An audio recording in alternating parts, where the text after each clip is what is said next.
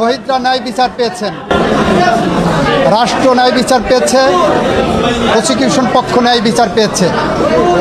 সেই ন্যায় বিচার প্রতিষ্ঠা করতে যে সেই ন্যায় বিচারের মানদণ্ড হলো এই মামলার দুইজন আসামিকে সর্বোচ্চ শাস্তি মৃত্যুদণ্ড দেওয়া হয়েছে।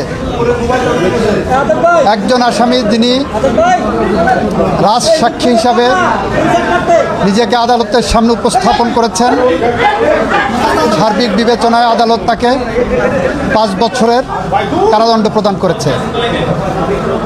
আমরা মনে করি শহীদদের প্রতি, দেশের প্রতি, এদেশের মানুষের প্রতি, গণতন্ত্রের প্রতি, সংবিধানের প্রতি, আইনের শাসনের প্রতি এবং আগামী প্রজন্মের প্রতি দায়বদ্ধতা পরিশোধের স্বার্থে এ রায় একটি যুগান্তকারী রায়।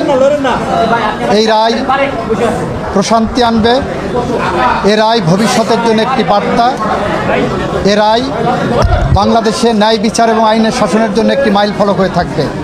এটা আমাদের কথা। সবাইকে ধন্যবাদ। কোন অভিযোগে কি সাজা হয়েছে যদি একটু বলতেন? যে অভিযোগগুলো সাজা হয়েছে আপনারা শুনেছেন, দীর্ঘ আলোচনা হয়েছে। ওনার 5টা অভিযোগকে 3টা কাউন্টে এনে ওনারা সাজা দিয়েছেন। শেখ হাসিনাকে একটা কাউন্টে সুপিরিয়র কমান্ড রেসপন্সিবিলিটিতে যাবজ্জীবন জেল আনটিল ন্যাচারাল ডেথ দিয়েছেন, আর ডাইরেক্টলি যেটা নির্দেশনা দিয়েছেন সেখানে তাকে ডেথ পেনাল্টি দিয়েছেন। আইনের বিধান মতে যেদিন থেকে গ্রেপ্তার হবেন সেদিন থেকে সাজা কার্যকর হবে। এটা রাষ্ট্র আইনিভাবে যা যা করণীয় সব করবে। রাষ্ট্র আইনিভাবে যা যা করা সম্ভব সবটুকু করবে। এই মামলায় শহীদদের পরিবারকে, আহতদেরকে ক্ষতিপূরণ দেওয়ার জন্য একটা নির্দেশনা আদালত দিয়েছেন। আওয়ামী লীগ নিষিদ্ধের প্রশ্নে এই মামলা বলেছেন, এই আদালত বলেছেন এই মামলার মধ্যে আওয়ামী লীগ নিষিদ্ধের ইস্যু ছিল না বলে ওই বিষয়ে ওনারা কোনো কমেন্ট করেননি। শেখ হাসিনা এবং আসাদুজ্জামান খান কামাল সাহেবের বাংলাদেশে তাদের সমস্ত সম্পত্তি ক্রোক করা হয়েছে, বাজেয়াপ্ত করা হয়েছে। আর কোনো প্রশ্ন? জি,